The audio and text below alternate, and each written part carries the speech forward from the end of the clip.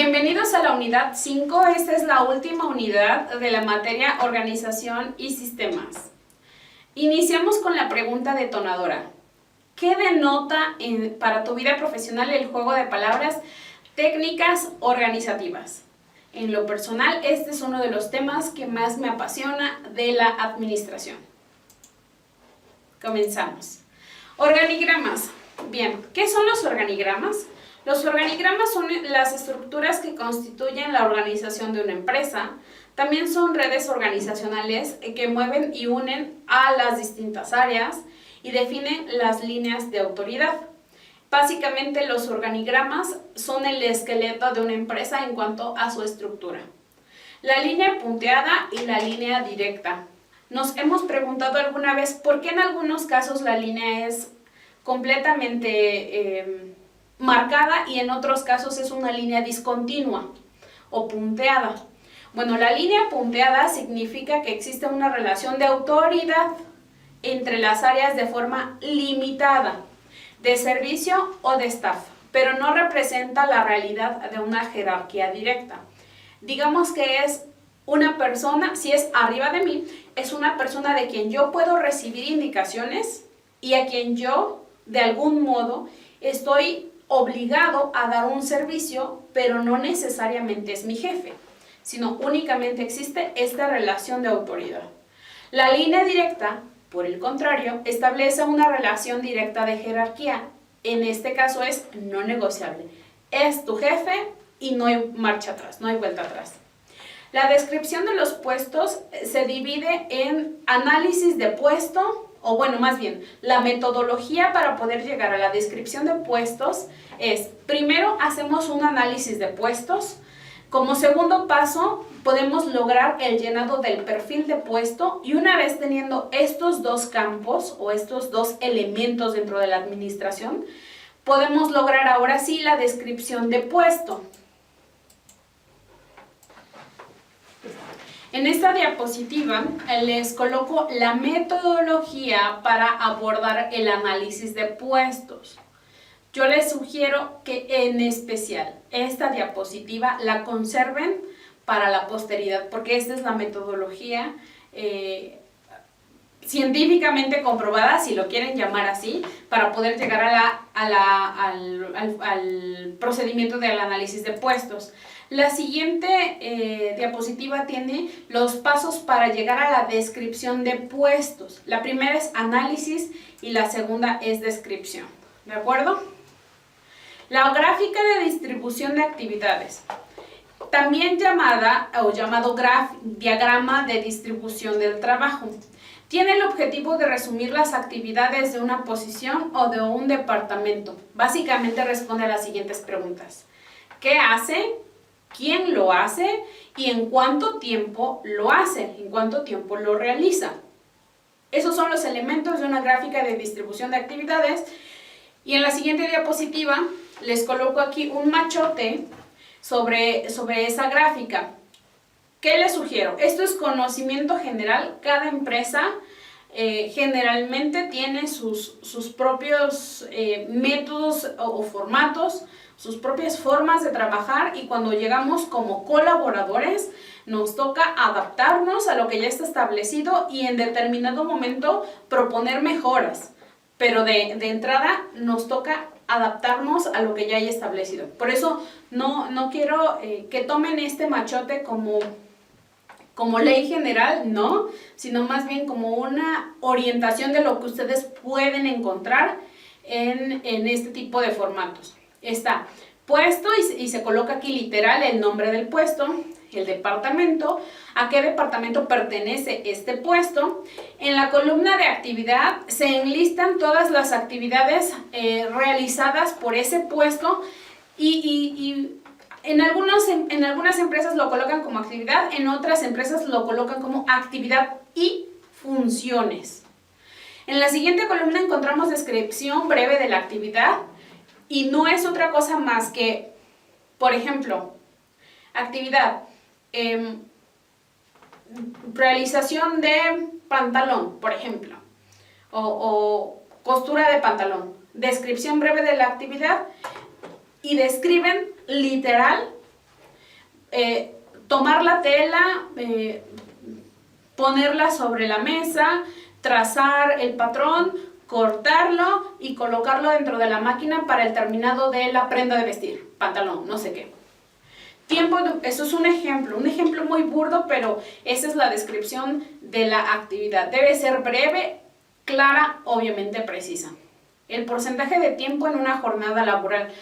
Si nos tardamos 2 horas en sacar un pantalón, pero trabajamos 10 horas, tienen que sacar el porcentaje en tiempo de la duración de esta actividad o función. Y a un lado la duración en horas, horas de esa actividad. Uno es porcentaje y el otro es duración en horas. El siguiente subtema son las formas de papelería y aquí cambiamos completamente sobre el tema que venimos manejando. En este caso sí era un formato, sí es un formato, pero aquí las formas de papelería son, digamos, distintas y se dividen en corporativa o institucional. ¿Cuándo se utiliza corporativo o institucional? Corporativo es más dirigido a las empresas. Institucional está más dirigido o es un lenguaje que se ocupa más en instituciones educativas, instituciones sin fines de lucro, asociaciones civiles, y corporativa va más en función de empresas, ¿de acuerdo? Organizaciones, pero de tipo comercial. Una AC puede ser también de tipo comercial, pero el lenguaje está más enfocado a lo institucional. Otra forma de papelería es la administrativa o de operación. Bien, descripción de actividades. Tiene el objetivo de ordenar sistemáticamente cada una de las etapas que ejecuta un puesto para lograr una de sus tareas. La descripción de actividades es una especie de narrativa en donde se encuentra el paso a paso de cada tarea ejecutada por el dueño de la posición, lo que hablábamos 2 diapositivas atrás. Sin embargo, debemos respetar el orden de los subtemas dentro de la unidad 5. El diagrama de flujo. Usualmente cuando nos hablan del diagrama de flujo, las personas que no están familiarizadas con el diagrama de flujo, tienden a evitarlo, porque cuando nosotros vemos un formato o un dibujo que es poco familiar para nosotros, en vez de aclararnos algo, nos confunde. Sin embargo, debo decirles que los diagramas de flujo son de las cosas o diseños más extraordinarios que puede existir en una empresa, si está bien hecho, obviamente, ya que los diagramas de flujo ante un proceso o un procedimiento desconocido para nosotros, no hace falta que una persona físicamente nos lo explique, el paso a paso me refiero, sino más bien únicamente traduciendo ese diagrama de flujo nosotros podríamos inclusive alcanzar el resultado o el objetivo que esa función o esa actividad nos está describiendo. Son rutas o caminos a seguir para ejecutar un procedimiento establecido bajo la normatividad de una organización. Da sentido de orden, delimita a los responsables involucrados y da orientación del tiempo total en el que se ejecuta la acción. Los diagramas de flujo son utilizados por las organizaciones, empresas o instituciones, como le quieran llamar, que le están apostando a la eficiencia y al orden. Bien, la simbología. Les coloqué aquí 4 ejemplos de los símbolos que se manejan dentro de los diagramas de flujo. Pero insisto, esto se adapta a las necesidades de cada empresa. En este caso yo puse 2 verdes, un azul y un amarillo. Pero a la empresa a donde tú vayas, te tienes que adaptar de acuerdo a la nomenclatura o a los símbolos que ellos están manejando. En algunas empresas ni siquiera se manejan colores. Y algunas empresas manejan su propia simbología y han desarrollado su propia simbología, distinta a cualquier otra que hayas visto en cualquier organización. Las que yo les presento son de las más comunes, les quise colocar color, pero son de las más comunes y no necesariamente las van a encontrar idénticas, insisto, no es meramente ilustrativo. La primera corresponde a una actividad, la segunda a un área de soporte, la tercera a un conector a otro proceso y la cuarta una toma de decisión. ¿Cómo se aplican los diagramas de flujo en una actividad? Bien, más adelante les voy a describir con un ejemplo también cómo poder utilizar este diagrama de flujo, pero dentro del formato lo que nosotros debemos colocar y no debemos olvidar es el logotipo de la empresa, obviamente el nombre de la empresa, el nombre del procedimiento, el objetivo que persigue dicho procedimiento, la clave, el área dueña del procedimiento, fecha de elaboración o autorización, firmas de autorizaciones o autorizadores y a los involucrados. Cuando digo clave, me refiero a la clave o a la nomenclatura que la empresa haya dado a ese procedimiento, ¿de acuerdo? Y este es un ejemplo.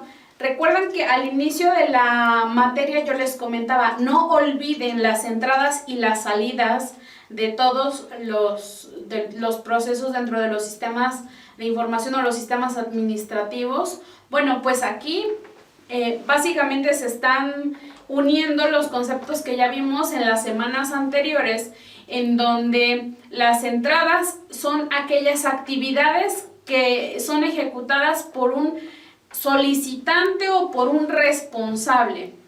¿Por qué un solicitante? Cuando nosotros hacemos un proceso, por ejemplo, el proceso de contratación de personal, el proceso inicia con un solicitante. Cuando una persona tiene una vacante, una persona dentro de la organización, el dueño de esa posición a nivel organigrama, renunció a una persona o se promovió. Entonces ese puesto me queda vacío. El solicitante para cubrir esa vacante obviamente es el jefe de esa posición. Entonces inicia con un solicitante o con el responsable de todo el proceso. ¿A qué me refiero con el responsable de todo el proceso? Si es para manipular una máquina, allí no se trata de un solicitante, más bien se trata del responsable de ese procedimiento, ¿de acuerdo? Entonces, nosotros en entradas vamos a colocar un número que únicamente sirve para identificar el número de celda en el que nos encontramos dentro de nuestro diagrama, el responsable, y al responsable no se le pone Pepito Pérez ni Juanita Benítez, se le coloca el nombre de la posición dentro de la estructura orgánica de la empresa. En este caso, responsable es mensajero. Actividad. ¿Qué actividad para este procedimiento o para este proceso va a realizar el mensajero? Dice, recibe el paquete. ¿A través de qué sistema? No aplica. Y le colocamos dentro del proceso al involucrado 1 y al involucrado 2, únicamente de manera ilustrativa. Y en la salida tenemos un resultado, un entregado A y la duración. Por lo tanto, si lo leemos corrido, es el mensajero recibe el paquete y el involucrado 1 obviamente es el mensajero. Paquete recibido es el resultado, ya lo recibió, entregado al mensajero. Suena redundante, pero créanme que es de las cosas más claras, porque así no cabe duda de quién lo recibe y a quién se lo entrega, si quién se lo quedó hasta el final del proceso. Duración 10 minutos. Regresamos. Mensajero entrega paquete. Y lo señalamos con el cuadrito azul, que si nos vamos a la diapositiva anterior es el área de soporte. Eso significa, entonces, el involucrado 2 para este ejemplo no es un responsable en esta línea, sino más bien es un área de soporte. Dice, entrega paquete, paquete entregado a gerencia. Sin embargo, en la línea que continúa, ahora sí, gerencia, recibe paquete. Y si se fijan, en el involucrado 2 pasa de ser un cuadrito o un rectángulo en azul a un rectángulo en verde. Y le colocamos como resultado paquete recibido. ¿Por quién? Por gerencia. Duración 0 minutos. Les insisto, esto que están viendo Es un ejemplo muy burdo, a lo mejor es muy pequeño y no mapea todo un proceso o un procedimiento, pero les sirve de manera ilustrativa para que cuando ustedes lleguen a una organización y colaboren con ellos, ya sea como consultor o como miembro de esa empresa, van a poder a simple vista interpretar de qué se trata un diagrama de flujo. En otros términos, también se les llama mapeo de procesos. Los manuales. El manual de la empresa es una columna vertebral de operación de la organización. Se refiere únicamente a la operación. Te puedes encontrar con manual de procedimientos, que es un cúmulo de lo que acabamos de ver, o el manual de políticas de la empresa. El manual de procedimientos contiene conocimiento escrito que guarda la memoria de la experiencia de los mejores talentos de la empresa. Invariablemente, el manual de procedimientos se compone por la experiencia de la gente que tuvo muchos años a su cargo un puesto y que de algún modo esas personas dejaron ese legado de conocimiento. ¿Y cuáles son las características? Tiene un formato único, homogéneo, estándar, unificado, muy claro, es una descripción en secuencia, la asignación de responsables es muy clara, es único y exclusivo, es un procedimiento de la empresa, es de la operación de la empresa. Contiene su diagrama de flujo, es la suma de los procedimientos de cada área o de la empresa en general, obviamente es susceptible a mejora, y deberá estar resguardado por un sistema con acceso a todas las áreas. Un sistema, obviamente, de información o administración. Bien, y con este tema terminamos nuestra unidad 5. Espero que haya sido clara, sobre todo que lo que nosotros vimos a lo largo de estas 5 semanas para ustedes sea de utilidad. No tengo la duda, ni la más mínima duda de que lo que vimos es 100% aplicable a su día a día en la operación como administradores. Muchísimas gracias.